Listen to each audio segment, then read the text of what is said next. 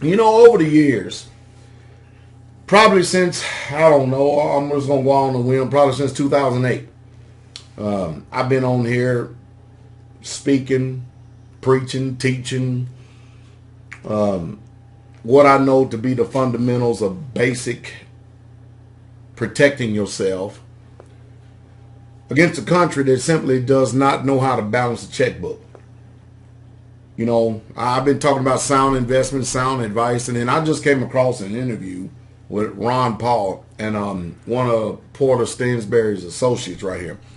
And I don't mind telling you that I actually subscribed to get the book. And that's the reason why I'm making this right now here on YouTube. I'm going to include immediately after this video, so you won't see my face, but I think you need to hear what Ron Paul has to say, especially since he is out of Congress now. Now, the time that he was in there, he stayed true to his principles. He stayed true to the Constitution. But I tell you what, I am getting to my wit's end probably about at the end of it, trying my best to speak to the people out there of what they should do, because, you know, people just simply don't get it. They just simply don't get it. And I can't wake you up out of sleep. But anyway, I figure a voice, at least in this world, is greater than mine, Ron Paul. Maybe you would consider and hear what he says, because when you listen to him, and if you follow me for any length of time, you're going to be amazed at how it's almost like that him and I have sat across from each other for the last 8 and 10 years and just traded information. But anyway, I'll include audio in this video right here. All you're going to see is a Straightway logo. I want you to give an ear and listen, okay? I want you to listen real close. I hope you have the ears to hear. Investors in the free market wouldn't touch them. In fact, I think we're likely to see huge tax increases and even a wealth tax, a fee on all your savings and valuable assets. Can you explain further about what you mean by a wealth tax?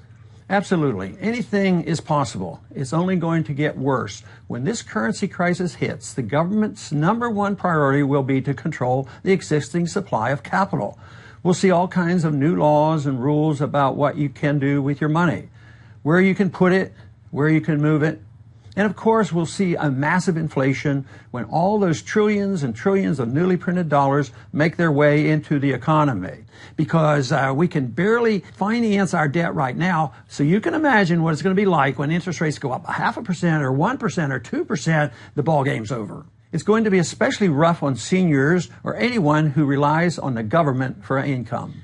But isn't inflation, is that really the main worry? I mean, we've had inflation before, back in the 70s. Well, for starters, it'll lead to a total breakdown of the stock market. Imagine 2008, Black Monday, and even the crash of '29 all happening in a single day. The middle class will be wiped out. But you're right, in a certain sense, what really worries me isn't necessarily a stock market crash. The real killer will be the effect of all this on our society and our liberties. But we have to have an understanding about how important personal liberty is, because it is connected to our prosperity. We were the most prosperous country in the world, mainly because we had the most liberty. But now we've lost our liberty, and guess what? Our prosperity is being threatened. You mean unemployment? No, it goes deeper than that. When you destroy a nation's currency, you destroy businesses, you destroy friendships and families. Faith in money is critical to a free society. Without it, you can forget about businesses and commerce, and you can forget about any sense of normalcy. People won't have any clue what to do when there's a line around the block just to access the ATM, or when the banks start shutting down. They won't have any idea what to do when stores stop accepting dollars as payment, or when no one's willing to make a loan anymore. So you're predicting social unrest? Definitely. I think we'll see problems in the big cities especially. In fact, we're already seeing the beginnings of that. Ferguson, the riots in New York and Detroit. What it comes down to is that people are going to be very, very unhappy when they turn on the TV one morning and hear that their life savings is suddenly worth a fraction of its former value. If investors around the world lose confidence in the U.S. dollar, the prosperity we've enjoyed since World War II will essentially cease to exist. Our governments on both the federal and state level could temporarily shut down. Businesses will close their doors. The price of things like milk and bread could skyrocket. Government created this. How can you depend on the Federal Reserve to solve this problem when they are the culprit who brought about the bubble and brought about the crash? The U.S. dollar is built entirely on confidence. If that confidence dissolves, so does everything else. And that's the weakness of paper money. Right. You see, governments have the power to declare paper to be legal tender, but they do not have power to give that money value. And this is something the politicians won't tell you. They've all been taught bad economic policy. I don't think they're bad people. I think, I guess another term that is not as generous, but they're just ignorant of good, sound economic policy. I know because I spent 12 terms in Congress fighting the people who control our monetary system. In fact, the threat of a currency crisis is what first drew you back into politics back in the 70s. When President Nixon took the U.S. dollar off the gold standard in 1971, you became a Republican candidate for Congress. You served on the House Banking Committee, where you blamed the Federal Reserve for inflation and railed against banking mismanagement as the cause of the savings and loan crisis. That's correct. The Federal Reserve should be abolished. The average American doesn't have a clue just how dangerous and corrupt the Federal Reserve System really is. Today, we've essentially embarked on an out-of-control experiment with our currency, printing absurd amounts of money out of thin air and borrowing so much that we can never, ever hope to pay back our creditors. You realize it took our nation 216 years to rack up $8.5 trillion in debt, and then just 8 more years to double that amount. Well, let me ask you this. You served on the House Banking Committee, the Committee on Foreign Affairs, and you sponsored over 600 legislative bills. Why aren't you back on Capitol Hill trying to spread your message from a congressional office? Because I'm finished with Congress. For me, this has nothing to do with politics or fundraising. It's the biggest financial story of my life, which I've been tracking my entire career. And now that it's finally here on our doorstep, I just want to warn as many people as possible. The simple fact is, the more people who prepare themselves, the better off we're all going to be. The fewer people relying on the government to fix this problem, the stronger our country will turn out in the long run. Because believe me, the government won't be able to do a single thing about this crisis. Remember, they're the ones who caused it. And remember this too, by the time we see a full-blown currency crisis, it'll be too late for you to protect yourself. The government won't warn you or save you. And I say that as someone who's met with every U.S. president for the past 40 years and every Fed chairman. I remember I once rode alongside President Reagan on his helicopter Marine One. And the subject of what's happening to our money came up. And he told me, he said, Ron, no great nation that abandoned the gold standard has ever remained a great nation. I also confronted Alan Greenspan about this, and he told me he still stands by his original thesis, which was published decades ago. He wrote, in the absence of the gold standard, there is no way to protect savings from confiscation through inflation. There is no safe store of value. But you're through with Washington now. Yes, my years of fighting in Washington are over. I don't work in Congress anymore, and I'm not making any more runs for the presidency. And that's why today, all I can do is spread this public message right here, right now, for anyone who's watching, and explain exactly how I believe you should protect yourself and get prepared. In fact, you're recommending an entire blueprint of steps to get ready, correct? That's right. I think it's remarkably simple for most everyday Americans to prepare. Now, keep in mind, I don't think you need to open foreign bank accounts, and I don't think you need to flee the country. The fact is, there's still nowhere else on earth I'd rather live than right here. But the important thing to realize is that you have to take action now. You have to realize that your financial safety is in your own hands. You can't wait for Washington to fix these problems. Real monetary reform will only come after a major currency crisis hits. And for most Americans, that will be much, much too late. That'll be only after a catastrophic stock market crash, after the bankruptcy of dozens of financial institutions, and after many people's savings are completely wiped out. And you're convinced these problems can't be fixed by elected officials inside our government, right? I tried to change the policy myself from the inside for 22 years. Believe me, I tried. And my conclusion is that there's absolutely no hope for the Fed or the government to conduct responsible monetary policy. I've spent decades grappling with Fed officials in committee meetings and at luncheons and private discussions with Fed chairmen. The problem is that our government cares very little about the basic laws of economics. They have very little understanding about how a free market actually works. What do you mean by the basic laws of economics? I'm talking about the consequence of printing paper money with no regard whatsoever for the value of that money. You see, governments can fool people for a while by printing paper money, but in the end, it's inevitable that trust in the money will be lost. Without trust, paper money is nothing. Trust in the dollar is absolutely required for it to keep its status as a vehicle of economic exchange. And we're already starting to see that trust fall apart in billions of dollars worth of transactions with more than 10 countries around the world. For example, China is also beginning to trade directly with Germany, Brazil, Russia, Australia, Chile, India, and South Korea, all outside the U.S. dollar. Some politicians might say, what about all the positive changes and steps we've seen in the economy in recent years? I mean, the market's up 200% since 2009. Real estate prices have rebounded. At a glance, many people believe that America's back to normal. Don't believe it. The problem is, these politicians typically look in the wrong places for evidence. The Consumer Price Index, for example. You can't rely on a report like that because the numbers simply aren't believable. Whatever you might think about the market and economy, whatever political party you affiliate with, you can't afford to ignore the possibility that things are not back to normal in America right now. But now what's going on in the world is the West is selling gold. The gold is leaving the United States and other places in Europe and going east. After all, can things really be normal when roughly 75% of Americans have been living paycheck to paycheck? Can things really be back to normal in America when the number of people on food stamps has doubled since 2008 and when half of all children born today will be on food stamps at some point in their life? Or when the too big to fail banks that got bailed out in 2008 are now 37% larger than they were back then? Can things really be normal when our country's money supply has increased by 400% since 2006, all just printed out of thin air? It's like something out of Weimar Germany or the last 20 years in Zimbabwe. Do you have an exact date when you believe this crisis is going to hit? No one can tell you exactly when this new crisis is coming. Not me, not anyone else. The point is simply that what's going on today certainly isn't normal.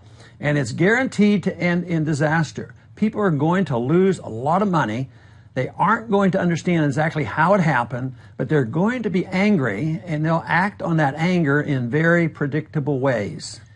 So you believe the bull market that we've experienced in recent years is all just smoke and mirrors by the Fed? And most of the government reports that we listen to are misleading? Yes. What's inflating the world's equity markets today is the intentional and foolish behavior of our political leaders and central bankers. And when these people make mistakes, they're big mistakes. They're not the little mistakes civil society and private markets can fix. Like I said, America is not immune to the laws of basic economics, and we're not the first country who's tried printing massive amounts of money as a way of cleaning up a financial mess. It never works. Over the past 100 years, the type of debt crisis we're facing here in America has appeared in Germany and Russia, Austria, Brazil, Argentina, Chile, Poland, Japan, China, Greece, Ukraine, Italy, Ireland, Portugal, and Spain. And in every single case throughout human history, printing more money has never solved the problem, ever, and has always led to severe consequences for ordinary citizens who found themselves unprepared. But what about all the positive steps we've seen in the economy in recent years? I mean, isn't there a chance that a lot of these concerns just may not surface at all? I don't think it's a positive step when 52% of all American workers make less than $30,000 a year by one recent measure. Do you? And I definitely don't think it's a positive step when every single hour of every day the U.S. government spends about $200 million it doesn't have. It's precisely that sort of fiscal mismanagement that caused me to sever all ties with the Republican Party in 1987 and run for president the following year. Okay, well, let me ask you this. What'll set this whole thing off? I mean, where's the tipping point? The tipping point happens when people lose confidence in the U.S. dollar, and when that happens, interest rates will rise dramatically. And I believe it's going to happen sooner than most people think. Think about this. Every 2 months, the U.S. government borrows more money than the combined annual profits of the 100 biggest publicly traded companies in America. Does that sound sustainable to you? No, but at this point, it's completely normal for America, right? I mean, the world already knows we have this huge debt, so how is that new? America can't be a debtor forever. It can't be normal that we owe more government debt than any country in the history of the world. It can't be normal that we have more debt than every country in the European Union combined. Granted, we've been hearing about this stuff for years, but what's new about all this is that the costs of maintaining all that debt are about to skyrocket. Again, you can't put off paying your debts forever. It always catches up to you. It's not a question of if, but when. Yeah, but if paying... Wait a minute, hold on. Think of it like this. The Fed has manipulated interest rates 10 times since August 2007, from around 5% to between 0 and 0.25, okay? How can a rate of near 0% last forever? It can't. So ask yourself, what happens if the average real interest rate goes up? I'm not talking about skyrocketing rates of 10% or so, which aren't hard to imagine, but I'm talking about if rates just go up to normal. What if the rate ends up being just 4% annually? How does the government pay off all our debt? Do you realize that even if we paid it off over 30 years, a 4% would end up spending $58 trillion just to simply repay what we owe right now? If the rate ends up at 6%, we'd spend $102 trillion. How do we pull that off? Well, a lot of this stuff is just mismanagement by politicians, right? Isn't there a chance the rest of the world might, I don't know, cut Americans some slack and wait around for policy change? No, that's not how international credit works. 10 different countries have already signed deals to begin phasing out the U.S. dollar as the basis of trade. And you definitely can't wait for politicians to solve the problem. Our net public debt has more than doubled since 2006. This is years and years in the making. The politicians can't solve this problem. There's no chance they'll work this out. It's too late. As far as the world cutting America slack, you have to remember that the entire concept of money is based upon soundness, the promise of value. That's what money is all about. You've heard the expression, good faith. Sure. If we don't make a good faith attempt to pay back our debt, nobody will loan us any more money. And printing even more money makes the problem worse. And that's because the entire idea of honest money developed naturally to replace bartering so that farmers didn't have to walk around with a bag of potatoes anytime they wanted to buy something, right? Paper money is a promise that something of value is tied to it, like gold. We left the gold standard decades ago, so the U.S. dollar is only as good as the faith people have in it. And that confidence is already starting to crumble.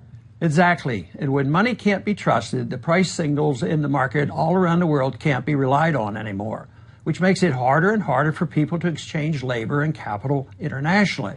The entire system breaks down as a result of the inevitable mistakes people make investing and saving their money. The scary thing is that many people in America, including many politicians in Washington, don't understand this because the U.S. dollar has dominated the financial world for more than 50 years. Okay, so to summarize, you believe all the trillions of dollars of new money being printed by the government will cause a massive devaluation of the dollar on a scale that we've never seen before. People could lose a bulk of their savings in a matter of hours, and most people will be completely surprised. For some people, the only warning you're going to get is me sitting here right now and talking to you. You won't hear about this on the news until it's already happened.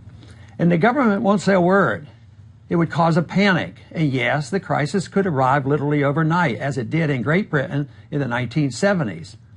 We're already seeing the warning signs. The Fed itself has announced that since 2003, the exchange value of the U.S. dollar has plummeted by as much as 20%. The IMF has proposed an entirely new world reserve currency system. Even Warren Buffett, a man who built his fortune on the strength of America, has moved something like 70% of his remaining government fixed income investments into foreign currencies. Now, Dr. Paul, you have a unique record in Congress. So you never voted for more debt. You tried to audit and even abolish the Federal Reserve, and you refused to vote for anything that didn't strictly adhere to the Constitution. Isn't there anything that monetary experts or fiscally minded politicians can do to stop this crisis from happening and prevent this tragedy before it's too late? Theoretically, maybe, but they won't do it for political reasons. No way. The actions of the Fed and the last two White House administrations have gone beyond anything I could have ever imagined or fought in Congress. It's too late. I fear there could be civil unrest, massive unemployment, a huge drop in stock prices, great destruction of wealth, the erosion of personal liberties, vicious capital controls, the suppression of privacy, authoritarian clampdowns, bank and brokerage closings on a massive scale, and ultimately a major crisis as the U.S. dollar is rejected for almost any non-paper alternative. And believe me, I'm not trying to scare you. At this point in my life, all I want is for Americans to wake up, pay attention, and realize the logical conclusion of what our government is doing today. The only question is, will you take the steps necessary to get ready? I sure hope so. One thing you can definitely do is protect your wealth. And what steps are you recommending personally? You're presenting a step-by-step blueprint for everyday Americans to prepare, correct? Yes, but the blueprint isn't something I created myself. I've studied economics for more than 50 years, and I've done well in my lifetime owning hard assets like gold and silver and real estate. But I'm not an investment expert, so I've been looking around for someone I could feel comfortable recommending, and I found just that person. Porter Stansberry. Right. Porter Stansberry is one of the few people in America who's been as outspoken as me in recent years, explaining how our government is creating a currency crisis of epic proportions. In fact, he spent millions of dollars warning anyone who would listen to him. And what I like in particular about Porter is that he explains not only what's going to happen, but just as important, what you can do about it. It's not all doom and gloom. If you know what to do, there's a chance to profit in what could turn out to be the biggest redistribution of wealth in American history. Many people believe that Porter Stansberry's blueprint is one of the most enlightening documents available to ordinary Americans who are worried about a currency crisis. It's called America 2020, the Survival Blueprint, and it contains over 250 pages of detailed instructions on what he's personally doing to prepare and protect his finances from a coming currency collapse.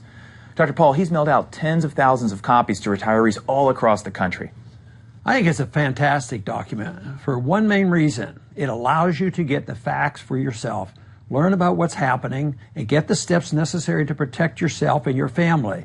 Because the fact is, the crisis looks inevitable, and the important thing is that now is the best time to get ready, while the means of saving yourself are still cheap, easy, and legal. And it was these ideas that actually led you to discover Porter's investment research firm, Stansberry Research. Is that right? Correct. They're one of the leading financial research firms in the country with more than 350,000 subscribers in over 120 countries around the globe. And they're not affiliated with any political party. Like me, they're not afraid to speak their mind and ruffle feathers, but they speak the truth. And when it comes to recommending the best ways of preparing for and potentially profiting from the coming crisis, you believe that Porter Stansberry's book, the America 2020 Survival Blueprint, is the best place to turn right now? I do. Porter and his firm believe, as I do, in free markets and personal responsibility, and they're just as upset as I am about what's happening to this great country. But more importantly, I can tell you from firsthand experience that these folks do great work. They're smart, and they're thorough.